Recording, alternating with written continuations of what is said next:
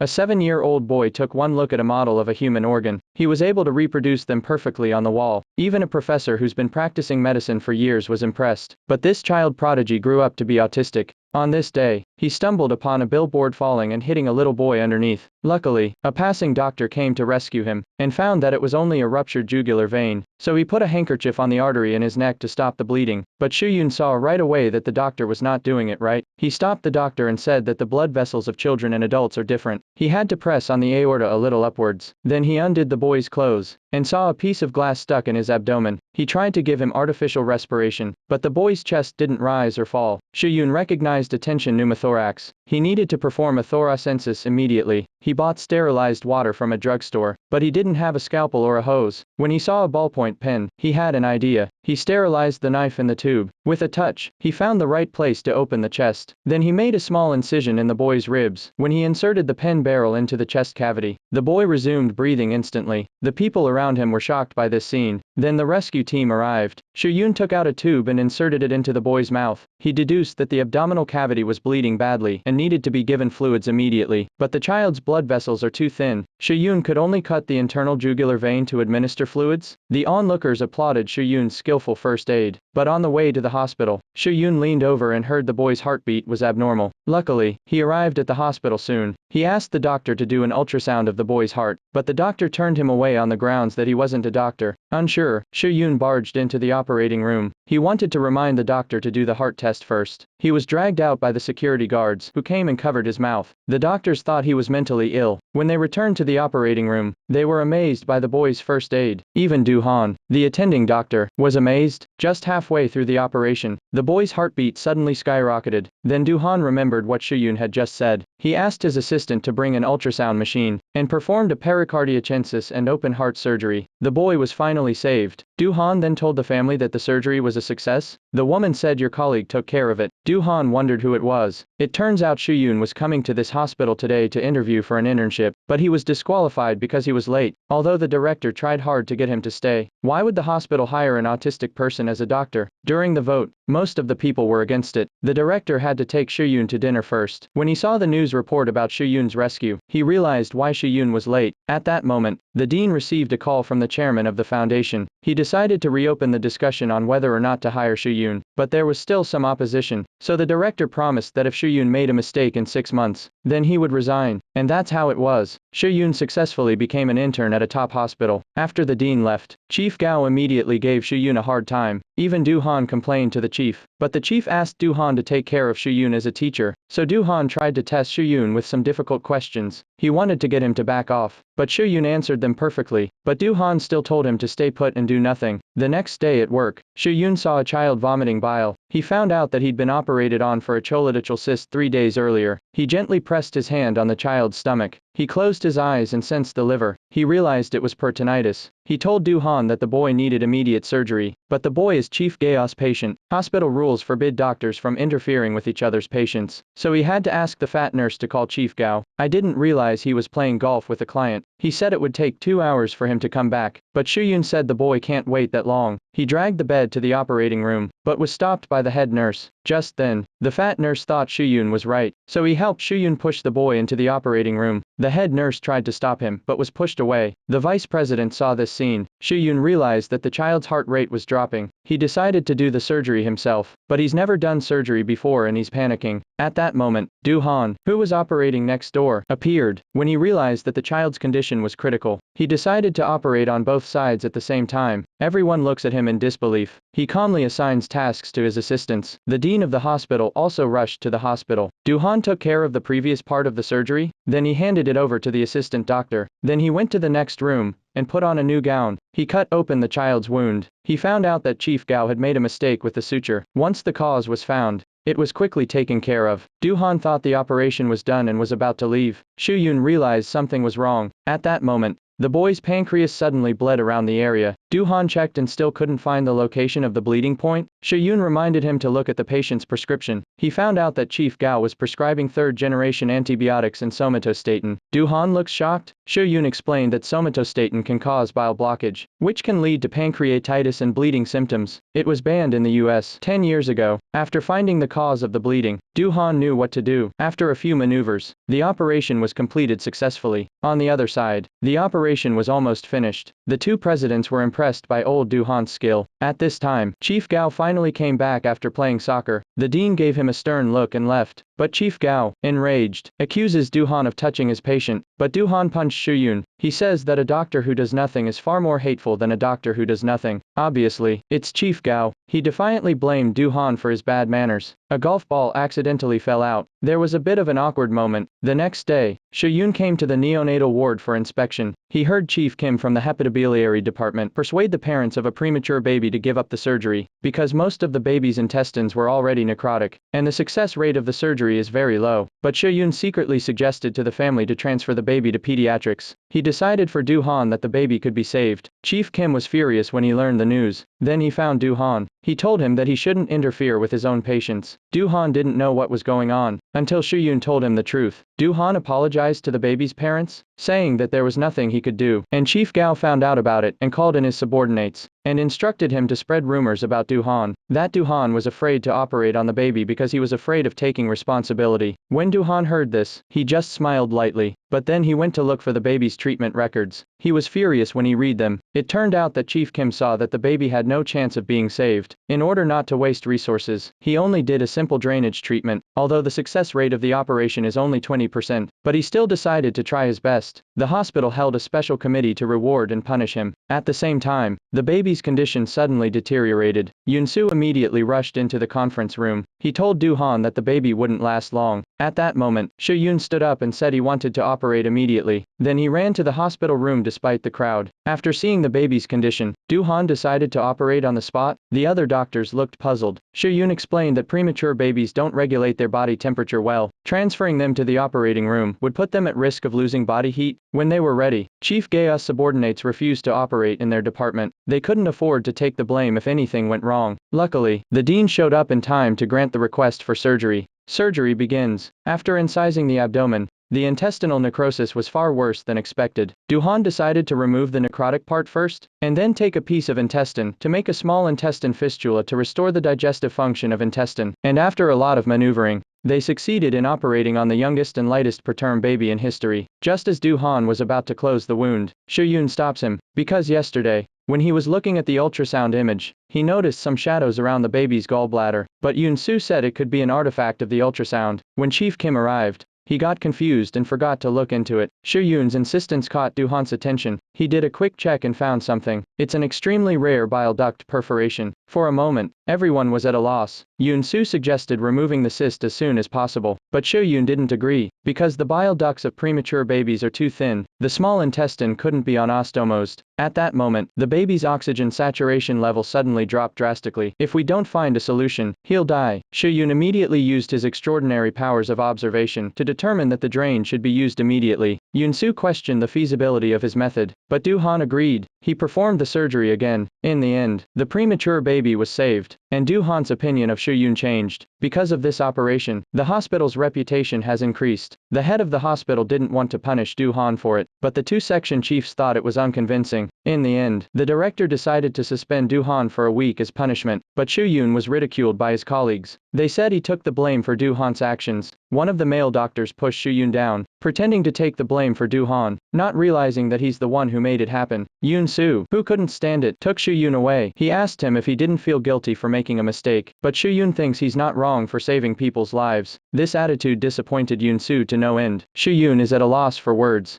The next day, when he came to look for the boy, he saw him crying. He picked up the boy's toy to find a topic of conversation, but he accidentally broke the toy's arm. Instead, the boy cried even more. This made the parents doubt his ability to cure their child, so they asked the head nurse to change the doctor. This was overheard by Shu-yun. In order to ease the parents' doubts, he bought a cake for the boy who refused to eat, but the boy's mother knocked him over, and scolded Shu-yun for having no common sense. How can he eat such sweets when he's sick?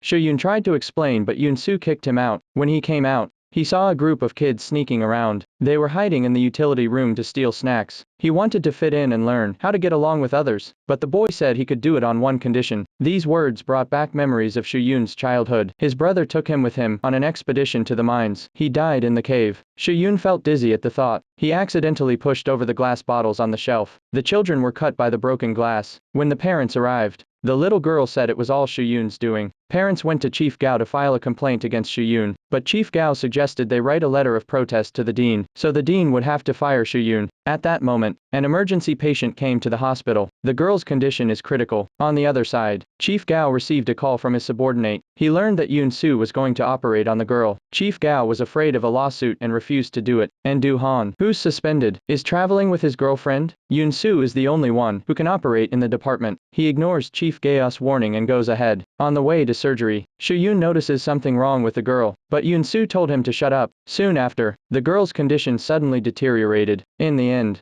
Yun Su couldn't save her. That day, a special girl came to the hospital. She made a hissing sound like an animal. She was biting people like crazy. The co-workers rushed forward and pulled Shuyun away. The girl jumped on the bed and stared fiercely at everyone. Du Han, who arrived, scolded them for not being able to handle a child. He ordered them to grab the girl. Sensing danger, the girl became agitated. Shuyun suddenly knelt down and acted like a puppy. Yun Su didn't understand what was going on. Shuyun slowly crawled towards the girl. He reached out his hand and communicated with her with his eyes, and the girl let go of her guard and reached out in return. But Du Han had his men rush in to subdue her. Shuyun urges them to stop, but no one listens to him. Du Han then injected the girl with a tranquilizer. Shuyun looked at her with pain in his eyes. When Yun Su treated his wound afterwards, he asked Shuyun why he was communicating with the girl like a dog. He said it was to match the girl's frequency. Then he taught Yun Su how to communicate with animals. Yun Su was incredulous. The girl's name is Hanu. Her parents died when she was a child. She was adopted by her aunt. Her aunt ran a dog farm in the suburbs. Hanu was mercilessly thrown into a kennel. Du Han's examination revealed Hanu had a malformation of the umbilical ureter that caused the pus. When the pus cleared up, he had it removed. Shuyun looked at poor Hanu and remembered the rabbit he had as a child. So he approached Du Han and applied to be Hanyu's doctor. He said he could communicate with animals without any problems. Naturally, Du Han didn't believe him. He told him to get out. Yun Su tried to intercede on Shuyun's behalf but was rejected. That's when she got a call from the nurse. There was a child who felt pain in her stomach after surgery, but Yun Su didn't understand what it meant. The tests didn't reveal anything, but Shuyun understood what the child was saying. It's because the wound healed after the surgery and created new blood vessels. It's a normal phenomenon of internal collagen recovery. That's why the wound itches and tingles. After getting confirmation from Yun Su, the parents were relieved. Meanwhile, Hanu woke up and was taken to the isolation ward, and she wants to sit on the floor instead of sleeping on a bed. The fat nurse can't do anything about it, so Shuyun pretends to be a dog again to communicate with Hanu. He tapped the mattress to get her back on the bed. Then Du Han came in. He had Hanu tied to the bed. He's worried that she'll go crazy and worsen the wound during the excision surgery. Shuyun said he could convince Hanu to listen. An impatient Du Han scolded him for his nonsense. That's when he got a phone call. Chief Gao ordered him to make Shuyun Hanyu's doctor, but Du Han knew Chief Gao wanted Shuyun to get into trouble, so that he could legitimately remove the director from his post. Shuyun was very happy. Yun Su cheered him on, but Shuyun suddenly hiccuped. Unknown to him, this is a sign that an autistic person likes someone. Hanu is now tied to the bed. The nurse feeds her but gets sprayed all over her face. Shuyun realized that this method didn't work. Then he ran back to the hospital room. He took out a bowl of rice. She immediately ate like a dog. Yun Su found out and tried to blame Shuyun, but the director stopped him. He said he published a book on how to communicate with animals. He was inspired by the rabbit Shuyun had as a child. Yun Su then realized, seeing Shuyun's meticulous care, Yun Su's opinion of Shuyun changed. The children at the hospital were curious about Hanu. Shuyun opened the door for them to come in and play. When Hanu saw the innocent eyes of the children, Hanu quickly let down his guard and played with them. At that moment, Shuyun received an emergency call. He took the children and left with them. He made sure the door was locked before leaving. Chief Gao's subordinate saw an opportunity. He secretly opened the door to Hanyu's room. She took the opportunity to run around outside. She even hit a girl and injured her. Doctors arrived immediately after receiving the news. The security guards are working together to control Hanu. Shuyun was worried about her. He rushed over to protect Hanu, but he accidentally hit the security guard. Suddenly, Hanu fell to the ground in pain. Yoon-soo went to check on her. He found that the wound's abscess had ruptured. He needs an operation right away. Soo-yoon tried to go into the operating room to help but was stopped at the door. After the incident, many patients questioned the hospital's management. Parents demanded Soo-yoon's dismissal. The director of the hospital was shocked when he received the news. Chief Gao also took the opportunity to scold Soo-yoon's blood. Soo-yoon kept explaining that he locked the door. The director had no choice but to call an emergency meeting, announced that Soo-yoon will be fired. He told him to leave the hospital. Soo-yoon said angrily that no one believed him. The director was helpless. The next morning, Soo-yoon took his luggage and prepared to go home. Before he left, he talked to Hanu on video at the station. Hanu shed tears of sadness. Shortly afterward, Hanu's aunt came to the hospital with the police, but Yoon-soo said she couldn't leave until she finished her treatment. But the aunt insisted on taking Hanu away. While they were arguing, Soo-yoon, who was supposed to go home, suddenly appeared. He offered to let Hanu decide for herself. Seeing that Hanu finally chose to stay in the hospital, the aunt had no choice but to give up. It turns out, the vice president had investigated the surveillance camera and found out that there was someone else who opened the door, but he deliberately fabricated evidence of a system error and gave it to the director. That's how Soo-yoon was able to return to the hospital. At the same time, a pair of headphones suddenly fell from the sky. Everyone looked up. They found a little boy standing on the edge of the roof. It turns out that the boy is a child singer, but he was forced by his mom to practice every day,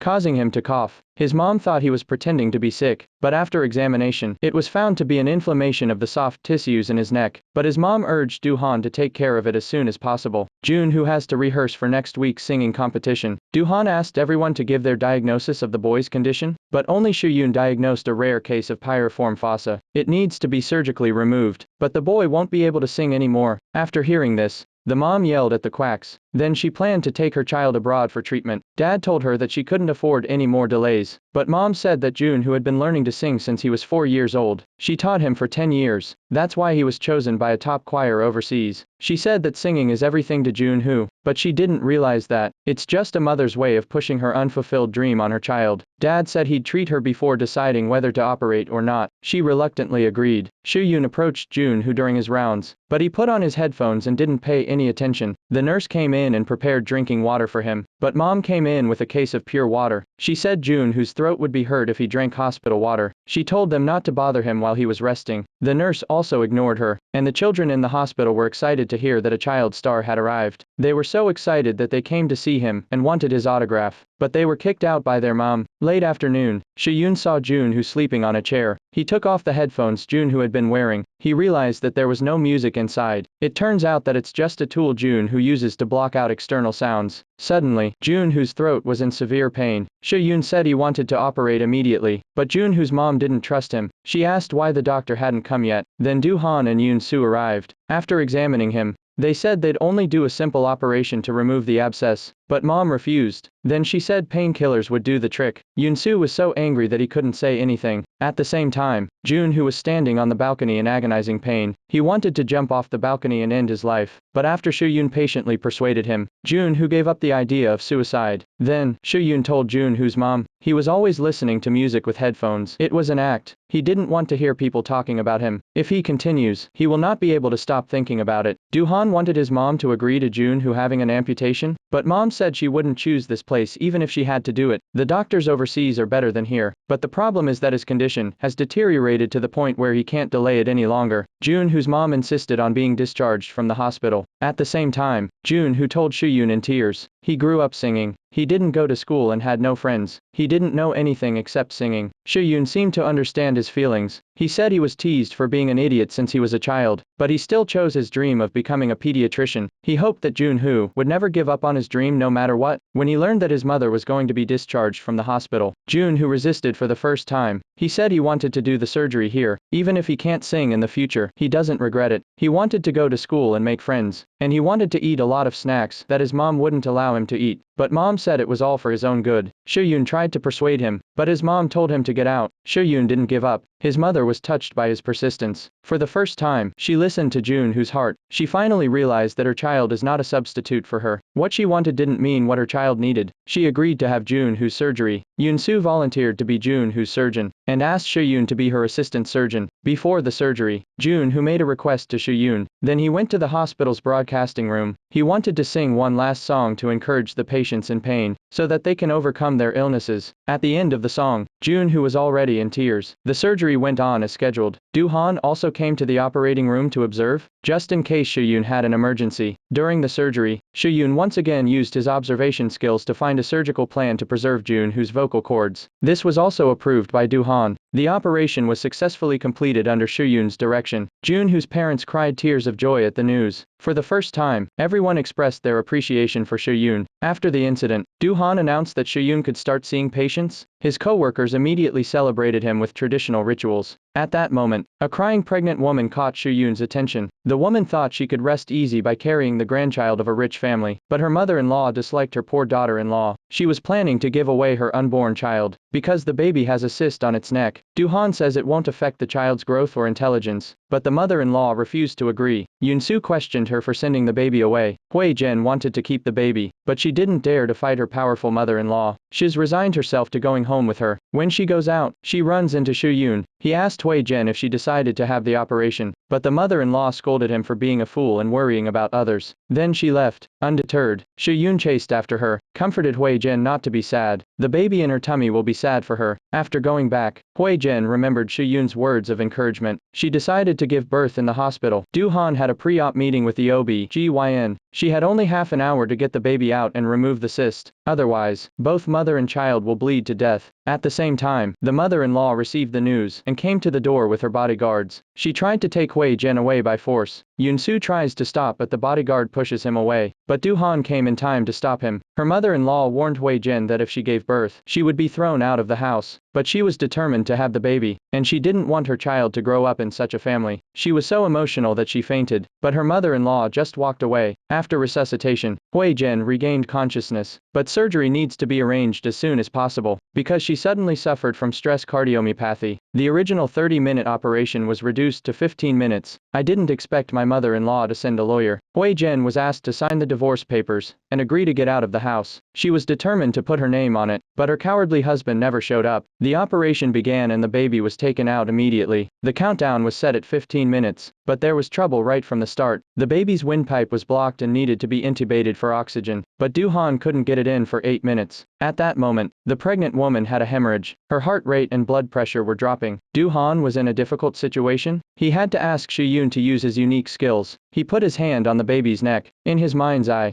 he instantly sensed the position of the trachea. Do-han didn't hesitate to intubate. Then he started to remove the cyst. The operation was finally completed at the last minute. The next day, the cowardly husband came to the hospital. He was relieved to see that the mother and child were safe. Learning that Hui-jen had taken all this on herself, the husband apologized to Hui-jen in shame, and resolved to take her and the child out of the mother's control. The success of the operation attracted the attention of the outside world. Reporters came to the pediatric department to film the interview, but Soo-yoon kept staring at the camera. It turned out that he wanted his parents, who had abandoned him, to see him. Unbeknownst to him, his mom was hiding in the hospital, and his irascible father did see his son on TV, so he came to the hospital to look for him. Unexpectedly, his father scolded Soo-yoon as soon as he met him. Soo-yoon's mind instantly showed images of his father's domestic violence. The shock was so great that he fainted. Not only did his father not come to help Soo-yoon, instead, he called him a loser. Soo-yoon wakes up looking scared. Do-han told his father to go home, but he told him to mind his own business. At that moment, Soo-yoon's mom came to stop him. The man was shocked to see his wife, whom he hadn't seen in 20 years. Then he tried to hit her, but security guards came and dragged him away. The wife begged her husband to spare her son. She was willing to give him all her savings, but the husband said he wanted his son to support him for the rest of his life. The wife's money was nothing. Then he raised his hand to hit her. Suddenly, the man coughed violently. He coughed up a handful of blood. The dean brought Soo-yoon to see him. Soo-yoon realized it was his father and turned to run away. The dean stopped him and told him that his father had terminal cancer and that he didn't have much time left. But Soo-yoon couldn't face the fear of his father. He ran out and met a wounded girl. He found out that she was injured to protect her blind father. When the blind father apologized, the girl smiled and comforted her father. The warmth of the scene made Soo-yoon feel something. But the next day,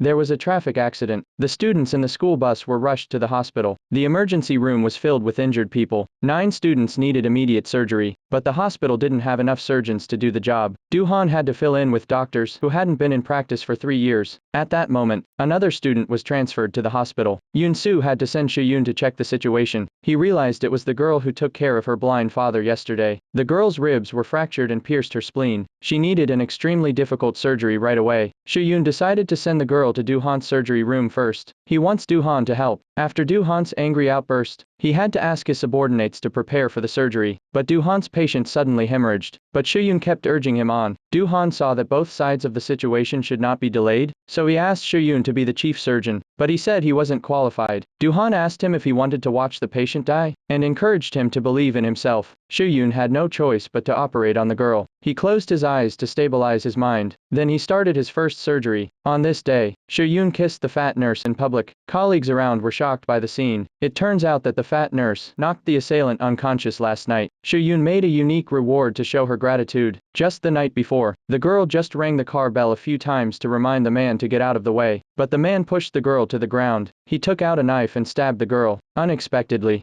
the scene was seen by Soo-yoon on the roadside. She was brutally attacked by the man. She was already unconscious when she arrived at the hospital. Du-han immediately arranged for an operation to save her. When Soo-yoon woke up the next day, the police, anxious to solve the case, took her statement. When she recalled last night's horrible experience, Soo-yoon went into shock. At that moment, the criminals appeared in the hospital. Then Soo-yoon overcame her fear and told her the facial features of the criminals. The police were ready to leave after gathering useful information. Yoon-soo asked him to send someone to protect Soo-yoon, but the police said there was no need. He also said that the murderer wouldn't dare to show up at the hospital. In the early morning, Du-han was leaving work after visiting Soo-yoon. In the early hours of the morning, Soo-yoon also noticed someone suspicious. The assailant sneaked into Soo-yoon's hospital room. He took out a knife and was about to kill him, but Soo-yoon, who came in, shouted at him to stop him. Soo-yoon recognizes the murderer who hurt him. When the criminals were about to kill Soo-yoon first, suddenly, Du-han came and kicked him down. He told Soo-yoon to take Soo-yoon away first. Then he fought with the criminals. Soo-yoon handed Soo-yoon to the fat nurse, and quickly ran back to the ward to help. Du-han was stabbed in the stomach. Soo-yoon rushed up and punched the assailant, but the robber pushed him away and escaped. He ran into the fat nurse on his way out the door. He raised his fist and charged at him. Luckily,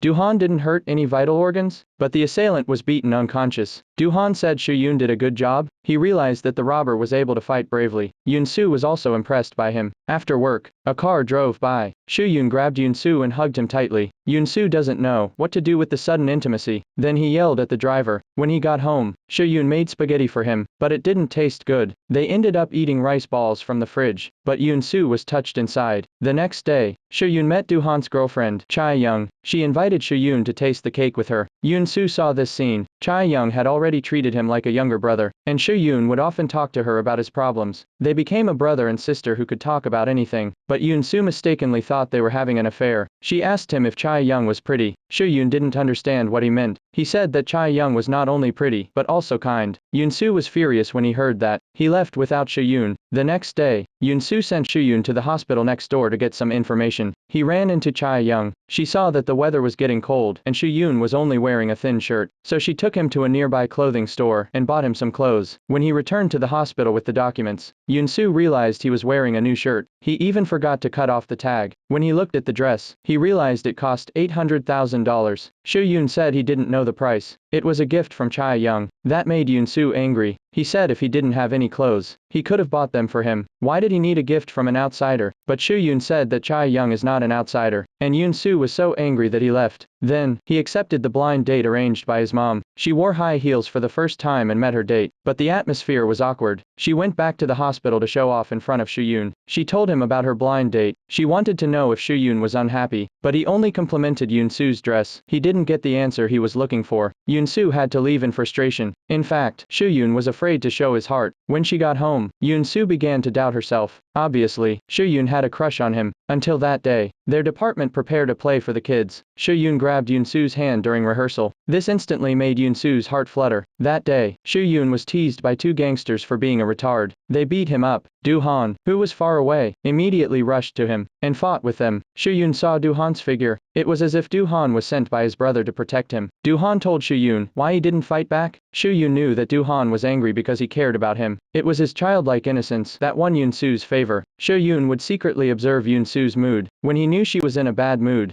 he would intentionally do something funny to make her happy. However, Soo-yoon is very sensitive at heart. When she found out that Yoon-soo hadn't rejected her blind date, he got angry like a child. He felt that he couldn't understand Yoon-soo's mind. He wanted to give up his love for Yoon-soo. He has low self-esteem and can only tell his frustration to the moonlight. Unbeknownst to him, Yoon-soo upstairs heard Soo-yoon's heartfelt words. Yoon-soo doesn't realize how important he is in Soo-yoon's heart. By the time he got off work the next day, Yoon-soo asked Soo-yoon to take her back to the dormitory. On the way, Soo-yoon saw that she had a heavy heart and asked what happened. But Yoon-soo asked him why he always acted as if nothing happened. She wants him to say what he's been holding in his heart, but Soo-yoon is worried that he won't be able to see Yoon-soo again. Yoon-soo was touched by his simple love, so he came forward and hugged him. Soo-yoon also found the courage to respond to her. The two of them finally confirmed their relationship regardless of external factors. When they parted, Soo-yoon said that if she wanted to go back on their relationship, then she should wear a ponytail to work tomorrow, because he couldn't take the shock of Yoon-soo's words. Unexpectedly, the next day when he went to work, Yoon-soo showed up with a ponytail. This made Soo-yoon, who was full of passion, feel cold in an instant. Yoon-soo explained that it was windy outside, so she tied her hair up. Soo-yoon instantly understood. He immediately ran to check the room happily. Yoon-soo used a cell phone app to record the first day of their relationship, the first date that Yoon-soo suggested they go out on. Soo-yoon wanted to go to the zoo, but Yoon-soo refused. She took Soo-yoon to calculate their destiny. Miraculously, the witch was right about them. This shocked Yoon-soo. She said they were a perfect match. When she got back,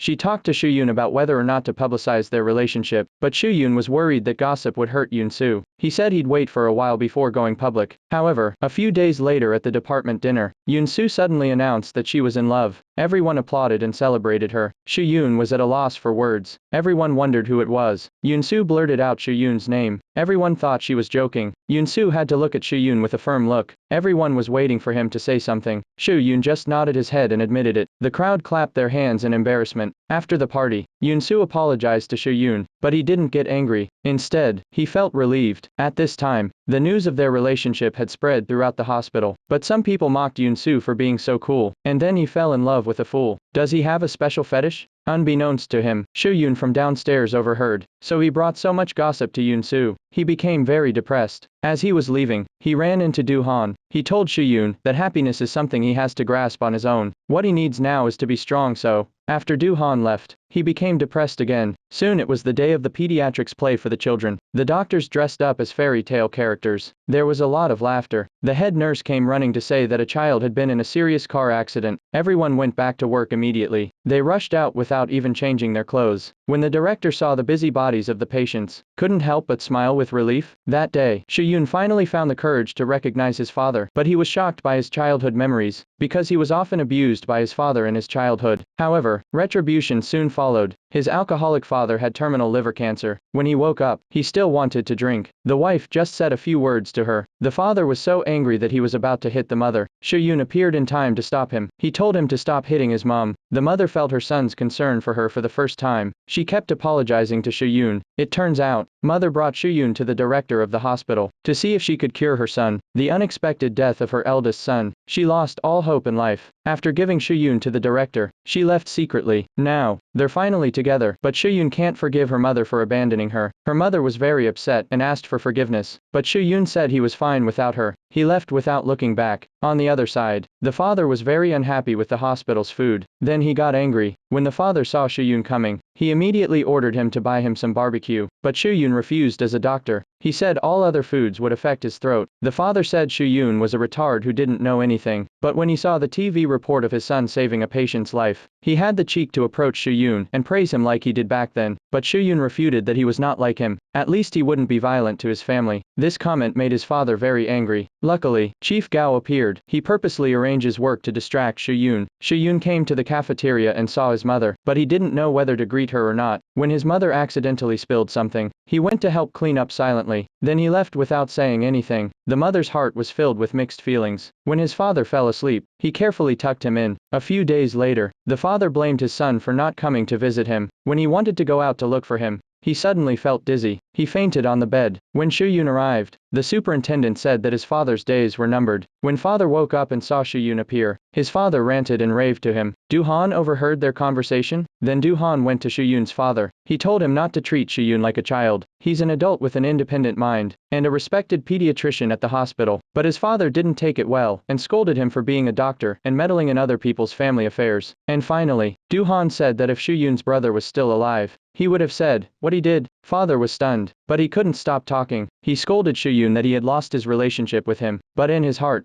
he told Soo-yoon to take care of himself. In the face of his father's abuse, he bore it silently. He said that although he hated his father, but if he died, he would still be sad. These words both shamed and touched his father. He knew his days were numbered. Before he died, he wanted to visit his hometown. Mother told Shuyun about it, but he refused. He was afraid that his father would continue to abuse his mother when he returned. But the next morning, his stubborn father insisted on leaving the hospital and going back to his hometown. When he left the hospital, the director stopped him. He wanted him to stay for treatment, and the father didn't want any more trouble. Then he thanked the director for his son's training. Soon after, Shuyun received a call from his mother. He was told that his father had passed away. Shuyun didn't cry. When he rushed back, his heart went out to his mother. He slowly took her into his arms. From then on, he lived with his mother. On the other hand, Yunsu's family was angry when they found out that their daughter was in love with a stupid doctor. She was so distracted that she cut her finger. Shuyun carefully treated the wound. He says he can't leave a scar on such a beautiful hand. Yunsu laughs at him for being blinded by love, but Shuyun pulls the eyelids with both hands. Yunsu laughed happily. His depressed mood instantly disappeared, but Yunsu's friends advised her to think carefully. Now everyone knows about them. Her friend asked her to bring her boyfriend to the weekend party. She said everyone wanted to see who it was. Yunsu sensed that there was a discriminatory tone in her words. Her best friend quickly said that she's overthinking it. Yunsu, who couldn't stand being provoked,